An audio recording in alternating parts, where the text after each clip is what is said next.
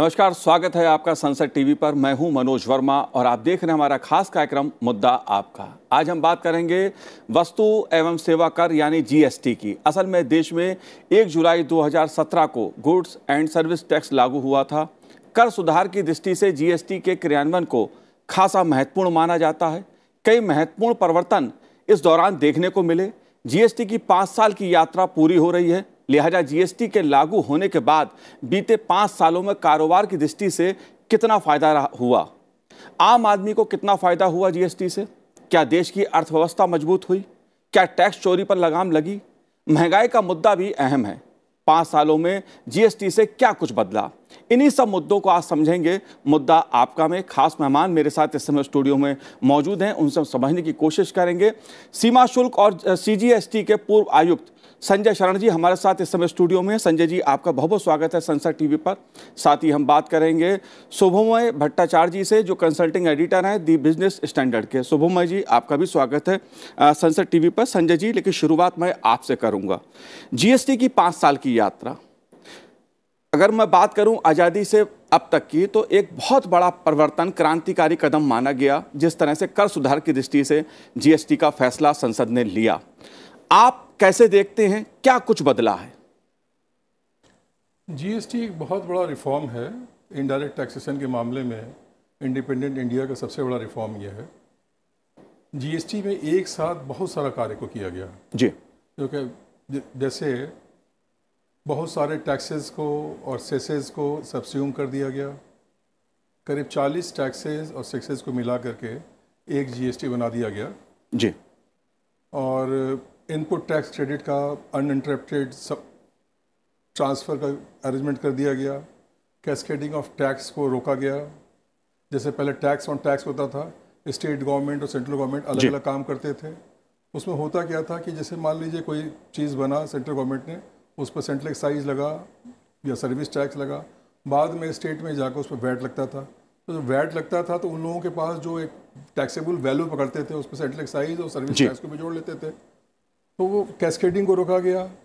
साथ साथ आपकी जो मूवमेंट है, सप्लाई की मूवमेंट है, वो फास्टर हुई, बिकॉज इंटर स्टेट जो इकोनॉमिक बाउंड्रीज हैं उसको एक तरीके से ख़त्म कर दिया गया, क्योंकि वहाँ पर जो टॉल या दूसरी चीज़ जो ऑक्ट्रोवा वगैरह जो कलेक्शन होता था वो ख़त्म कर दिया गया। और टैक्स बेस हमारा बढ़ा, रेवेन्यू कलेक्शन हमारा बढ़ा, और इनपुट टैक्स क्रेडिट के अनइंटरप्टेड ट्रांसफ़र से चीज़ों के दाम घटे, रेवेन्यू बढ़ा।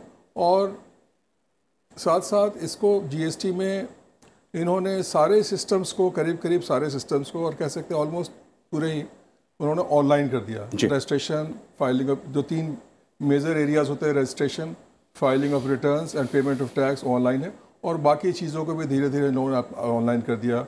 सो कॉज नोटिस को, अपील्स प्रोविजंस को, सबको ऑनलाइन कर दिया। तो इससे कोई भी आदमी है, कोई भी बिजनेस का पर्सन है, वो आराम से बैठे बैठे कहीं से बैठ के अपना काम कर सकता है। और दूसरा और एक और काम किया गया कि पहले था कि अनसर्टेन सिचुएशन था कि किसी स्टेट में वैट क्या है, टैक्स रेट क्या है, और अलग अलग जाके आपको अप्लाई करो। अब है कि 1 नेशन 1 टैक्स 1 मार्केट है, एक ही टैक्स रेट है, एक सप्लाई ऑफ गुड्स पर या सर्विसेज पर या दोनों पे। कह सकते हैं 1 नेशन 1 टैक्स, एक इस बात में देश को कामयाबी मिली। दूसरी बात, राजस्व जो है वो सरकार के खजाने में बढ़ा, पारदर्शिता आई सिस्टम में, ये कह सकते हैं। शुभमय जी, आप कैसे देखते हैं, क्योंकि कई तरह के सवाल जीएसटी जब लागू हो रहा था उससे पहले भी उठाए जा रहे थे, जब जीएसटी लागू हुआ उसके बाद भी उठाए गए। आप कैसे देखते हैं इस सफर को? मनोज जी, चलिए मैं इसको दूसरे तरीके से पूछता हूँ। विशेषज्ञ जैसे संजय जी कह रहे हैं, मैं काफ़ी गौर से सुन रहा था और बहुत अच्छा विश्लेषण कर रहे थे कि किस तरीके से टैक्स में परिवर्तन आया है। मैं एक सीधा सा चीज़ बताता हूँ। हम आजकल बात करते हैं इतने सारे स्टार्टअप्स की जी।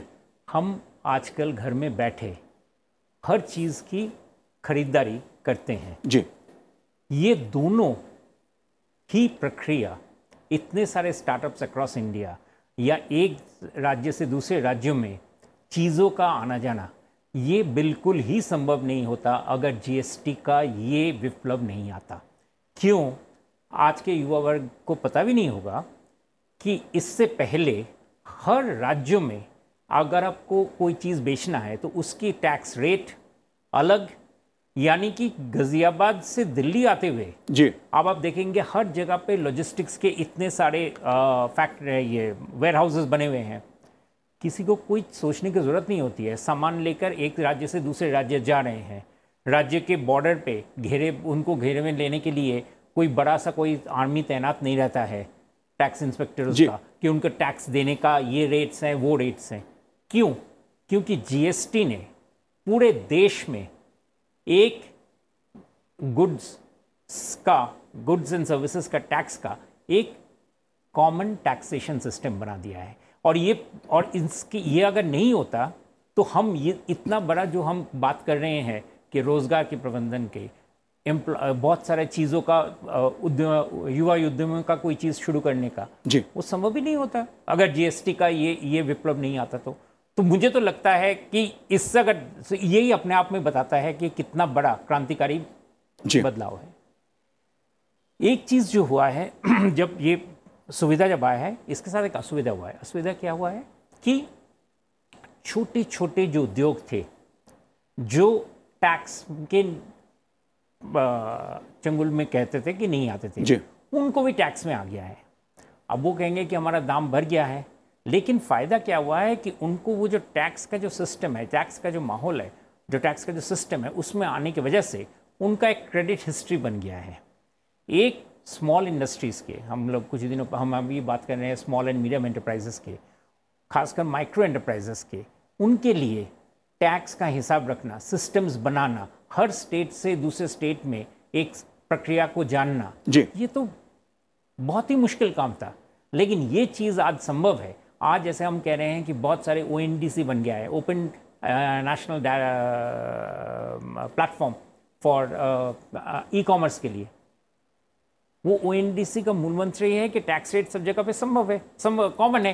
तो इसलिए अगर कोई उद्यमी अगर वो अपना सामान लेकर ONDC पे प्लेटफॉर्म पे आए, किसी ई-कॉमर्स कंपनी को बेचे जी, उसमें कोई शुभम जी, आपकी बातों से मैं इस बात को साफ कर दूं कि देश की अर्थव्यवस्था को लाभ दिखता है, क्योंकि राजस्व का जो कलेक्शन है वो बड़ा है। साथ ही जो आपने बात की कि ऑनलाइन अगर हम बिजनेस की बात कर रहे हैं, उसमें भी एक क्रांतिकारी बदलाव हमें देखने को मिला और वो जीएसटी के कारण संभव हुआ। लेकिन लखनऊ विश्वविद्यालय के अर्थशास्त्र विभाग के प्रोफेसर अरविंद मोहन जी मेरे साथ जुड़े हुए हैं। अरविंद जी, मैं आपसे समझना चाहूँगा, आपका स्वागत है संसद टीवी पर। मैं आपसे जानना चाहूँगा इस बात को कि अगर मैं कारोबारी की दृष्टि से बात करूं तो यहाँ जो हमारे गेस्ट हैं उन्होंने बताया कि किस तरह फायदा हुआ है कारोबार की दृष्टि से, लेकिन अगर आम आदमी की मैं बात करूं तो आम आदमी के लिहाज से जीएसटी कितना फायदेमंद रहा? देखिए, इसके 3-4 पहलू हैं जी। पहला इंपॉर्टेंट इशू यह है कि ये ट्रांसपेरेंसी लाता है अक्रॉस सेगमेंट्स, जैसा कि अभी दूसरे पैनलिस्ट ने बात रखी जी। गुड्स के मूवमेंट पर अब कोई फर्क नहीं पड़ने वाला है। वन नेशन वन टैक्स का कंसेप्ट मोर और लेस हमने अडॉप्ट कर लिया है। लेकिन उससे भी ज्यादा महत्वपूर्ण है कि इससे जो ट्रांसपेरेंसी आएगी, जो अक्सर वित्त मंत्री ये कहते रहे हैं सक्सेसिव फाइनेंस मिनिस्टर्स जी, कि बमुश्किल एक छोटा सा सेगमेंट है अर्थव्यवस्था का जो टैक्स पे कर रहा है। ये स्थिति धीरे धीरे आपको बदलती हुई दिखाई पड़ेगी। ऑलरेडी जो टैक्स नेट है वो बढ़ रहा है, और जिस तरीके की ट्रांसपेरेंसी धीरे धीरे आएगी, इसका असर आपको डायरेक्ट टैक्सेस पर भी दिखाई पड़ेगा। और उसका परिणाम ये होगा कि देश का जो टैक्स कलेक्शन, अगर आप कोविड के बाद खासतौर पर पिछले कुछ महीनों की स्थिति देखें तो एक फिनोमिनल टैक्स कलेक्शन की ओर देश बढ़ रहा है। जीएसटी का कलेक्शन बहुत तेजी से बढ़ता हुआ दिखाई पड़ा है, बावजूद इसके कि आपको अर्थव्यवस्था में कभी कभी कुछ जो चैलेंजेस भी दिखे, कमियां भी दिखी, उसके बावजूद भी टैक्स कलेक्शन बढ़ता हुआ दिखा है जी। और ये आने वाले समय में इसका इम्पैक्ट आपको डायरेक्ट टैक्सेस भी आता हुआ दिखाई पड़ेगा ट्रांसपेरेंसी की वजह से। और जैसे जैसे टैक्स नेट बढ़ेगा, शायद देश के लिए यह भी संभव होगा कि टैक्स रेट्स, चाहे वो डायरेक्ट टैक्सेस हो या इनडायरेक्ट टैक्सेस हो, उसको भी देश कम कर पाएगा। तो आम आदमी पर जो बोझ पड़ रहा है शायद वो भी कम हो पाएगा। ओवरऑल जब टैक्स इंप्लीमेंट हम कर रहे थे, जीएसटी को जब लाया जा रहा था आज से 5 वर्ष पूर्व, उस समय यह स्पष्टता थी कि हमारी इकोनॉमी में कम से कम 2% का जीडीपी में एडिशन होगा जीएसटी की वजह से जी। पिछले 5 वर्षों में शायद वो 2% का एडिशन तो नहीं हो पाया है, लेकिन अब यहां से देश उस ओर बढ़ता हुआ दिखे। पिछले कुछ समय में कोविड और दूसरे कारणों से हमारे बड़े चैलेंजेस थे, जीडीपी भी नीचे गया कोविड की वजह से। लेकिन मेरी अपेक्षा यह है कि आने वाले कुछ समय में आप देखेंगे कि जो हम 2% का इंक्रीमेंट एक्सपेक्ट कर रहे थे कि जीएसटी की वजह से आपको जीडीपी में दिखाई पड़ेगा, वो आते हुए दिखाई पड़ेगा। जी बिल्कुल बिल्कुल। और आम आदमी के लिए बहुत सिग्निफिकेंट इम्पैक्ट है, खासतौर पे जब आप रोड एहेड की बात करें कि यहां से अब कहां रास्ता जाता है।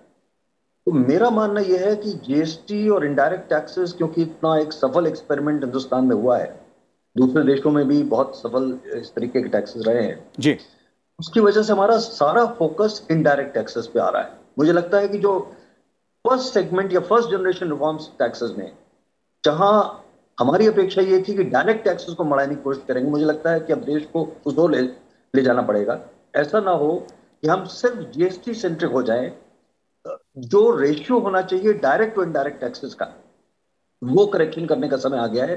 हमें धीरे धीरे कोशिश करनी होगी डायरेक्ट टैक्सेस बढ़े, क्योंकि बिल्कुल बिल्कुल जीएसटी का कलेक्शन जैसे से बढ़ेगा वैसे वैसे ये रिग्रेसिव टैक्स, इनडायरेक्ट टैक्स है रिग्रेसिव। जाहिर सी बात है जी, जाहिर सी बात है कि पिछले 5 साल में भी अगर बात की जाए तो जीएसटी काउंसिल ने कई सकारात्मक कदम उठाए हैं। जैसे जैसे कमियां पता चली उनको भी दूर करने का प्रयास किया गया, क्योंकि एक बड़ा कर सुधार की दृष्टि से बड़ा फैसला एक केंद्र सरकार ने लिया था और इन 5 सालों में काफी उतार चढ़ाव कोविड के कारण भी देखने को मिला। लेकिन संजय शरण जी, अक्सर बात होती है जो स्लैब है जीएसटी में, अगर बात हम करें 5%, 12%, 18%, 28% के जो 4 स्लैब हैं, इसको लेके कुछ सवाल उठते हैं कि 28 और 18 कुछ जो सेवा से जुड़ी चीजें हैं उनमें उसने महंगाई को बढ़ाने का काम किया है।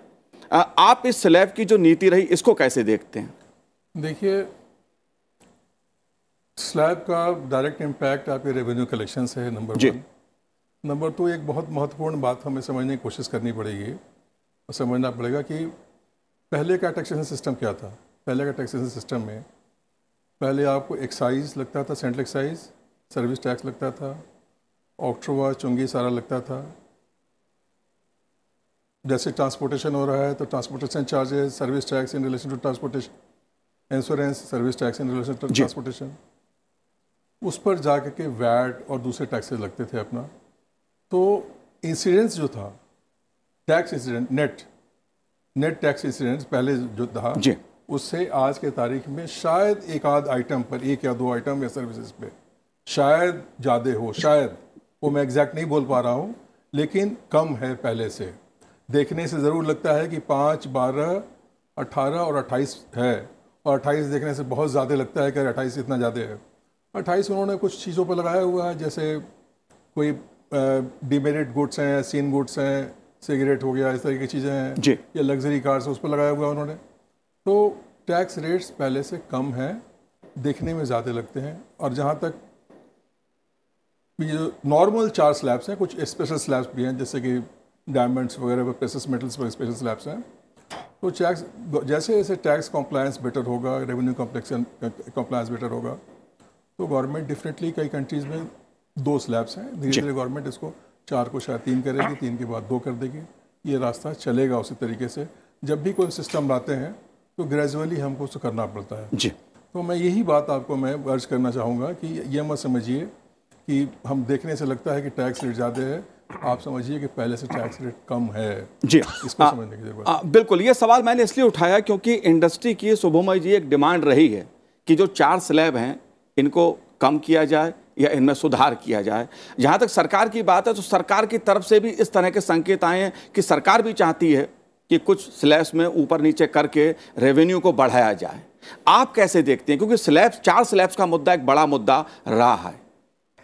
इसमें 2 चीज़ है जी कि एक, राज्य जो चाहते हैं वो चाहते हैं कि कंपेंसेशन का एक जो कार्यक्रम जो शुरू किया गया था 2017 में वो बरकरार रहे, और दूसरी तरफ रेट्स का उनके ऊपर बोलबाला ज़्यादा, उनके ऊपर अपोजिशन ना रहे।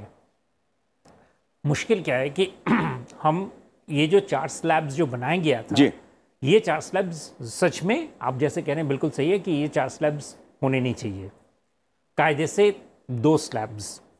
लेकिन 2 स्लैब अगर किया जाएगा तो बहुत सारे कमोडिटीज़ जो एसेंशियल कमोडिटीज़ है उनके रेट्स हायर होंगे, वो मानना पड़ेगा, क्योंकि सारी चीज़ों 12% जो है उनको तो 5% पे आप ले जा नहीं सकेंगे, ज़्यादातर को 5 से उठा के लाना पड़ेगा जी। एक वो प्रॉब्लम है। दूसरी बात यह है कि कि जो जीएसटी का जो आर्किटेक्चर बनाया गया था, उस आर्किटेक्ट में ये माना गया था कि राज्य को हर साल 14% रेवेन्यू बढ़ता जाएगा। ये जो प्रॉमिस दिया गया था, ये प्रॉमिस को अगर कोविड के साल जो अभी चले, उसके बाद अर्थनीति व्यवस्था में अभी फिर से जो झटका आ रहा है, ये सब चीज़ों को देखते हुए वो 14% ग्रोथ रेट संभव रखना मुश्किल है। तो फिर उपाय क्या है? उपाय है कि फिर सरकार केंद्र सरकार बोरो करे और राज्य सरकार को दे जी।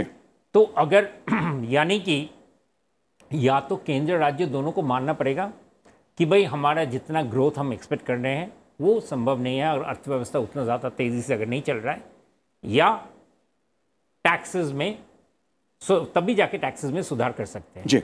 वो करने के लिए ज़्यादातर राज्य मानने के लिए तैयार नहीं है। और उनके भी प्रॉब्लम हम समझते हैं कि उनके पास भी जितने सारे एक्सपेंडिचर्स वगैरह है वो काटने पड़ेंगे अगर इन सब चेंजेस लाने पड़े तो जी।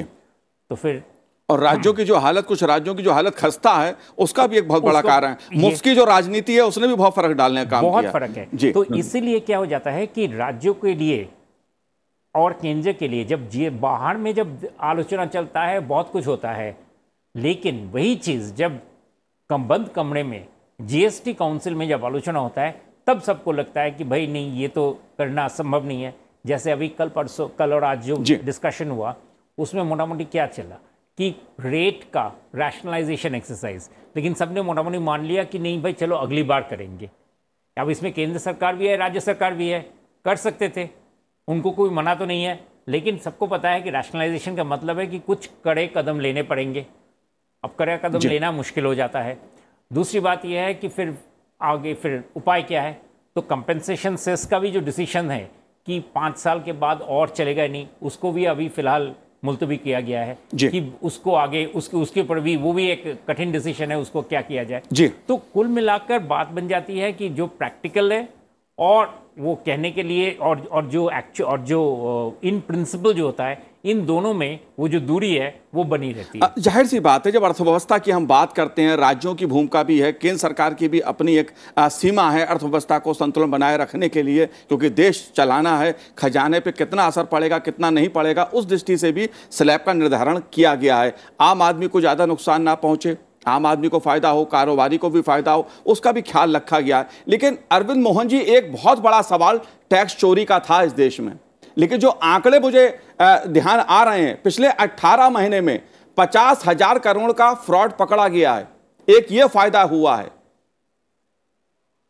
बड़ा महत्वपूर्ण प्रश्न उठाया आपने जी। देखिए, जो बात मैं पहले भी कह रहा था कि धीरे धीरे, क्योंकि जिस तरीके से इनपुट क्रेडिट इत्यादि के प्रोविजंस हैं, तो आप दोनों एंड पर जीएसटी आपको कैप्चर कर रहा है, पेमेंट के स्तर पर भी और इनपुट के माध्यम से। ऐसे लोग जिनका सामान आप परचेज कर रहे हैं वो भी धीरे धीरे जीएसटी नेट के बाहर नहीं रह पाएंगे जी। तो धीरे धीरे ये नेट आपका वाइडन होते हुए दिखाई पड़ेगा। टैक्स की चोरी कम होगी और वो सिर्फ इनडायरेक्ट टैक्सेस में नहीं कम होगी, वो डायरेक्ट टैक्सेस में भी आपकी अकाउंटेबिलिटी बढ़ेगी और उसका हमें निश्चित तौर पर लाभ मिलने वाला है। दूसरी बात जो अभी दूसरे पैनलिस्ट जिक्र कर रहे थे कि स्टेट्स के कंपनसेशन का इशू बहुत इंपॉर्टेंट इशू है जी। और साथ में जो बात आपने उठाई थी, कीमतें भी बढ़ रही हैं।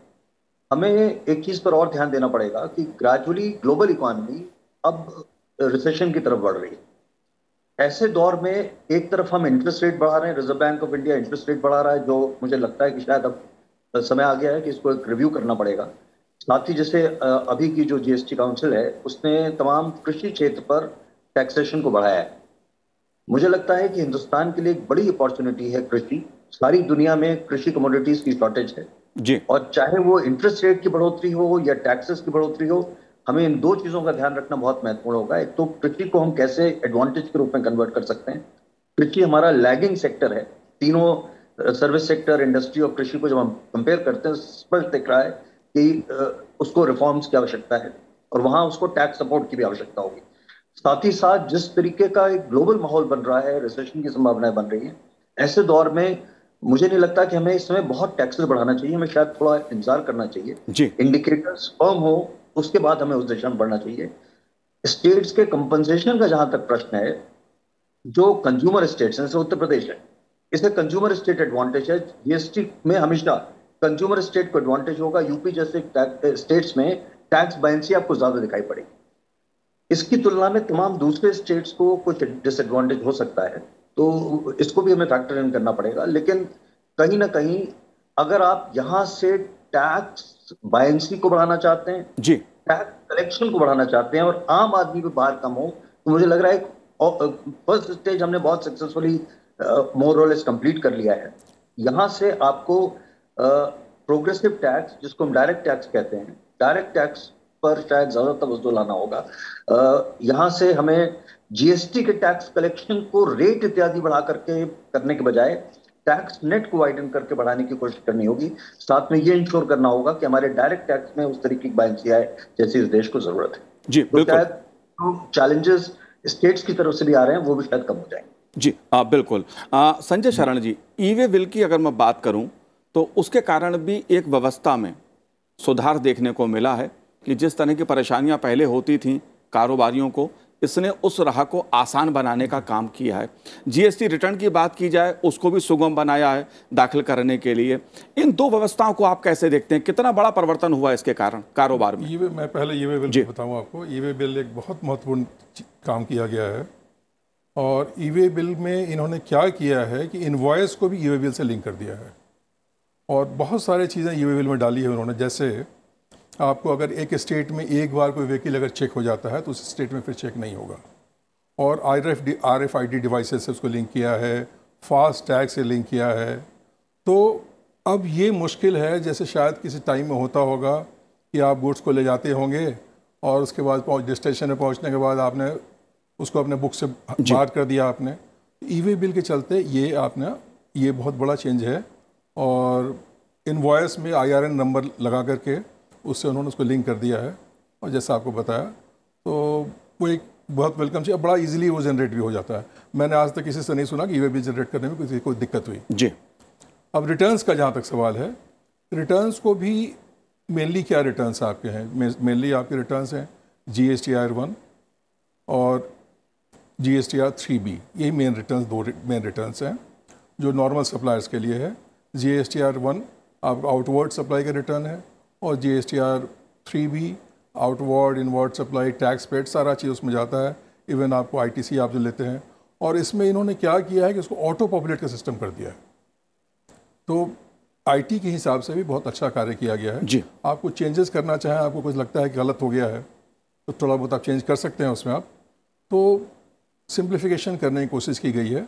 हाँ, मुझे व्यक्तिगत रूप से महसूस होता है कि इसकी थोड़ा एजुकेशन जो है डिपार्टमेंट को कहना चाहिए कि पब्लिक को इसके बारे में एजुकेट किया जाए थोड़ा सा और ज़्यादा जी, ताकि वो किसी के बेसिस पे किसी के ऊपर वो लोग बहुत ज़्यादा कंट्रोल में न रहें। ये मेरी अपनी व्यक्तिगत फीलिंग है। संजय जी, एक जो कारोबारियों का सवाल रहा कि रिटर्न को लेकर कि रिटर्न तो GST के तहत रिटर्न दाखिल कर दिया, लेकिन उनको जो वापसी मिलना था, रिटर्न का जो रिटर्न वापस आना था, उसमें देरी की एक समस्या से कारोबारी जूझे।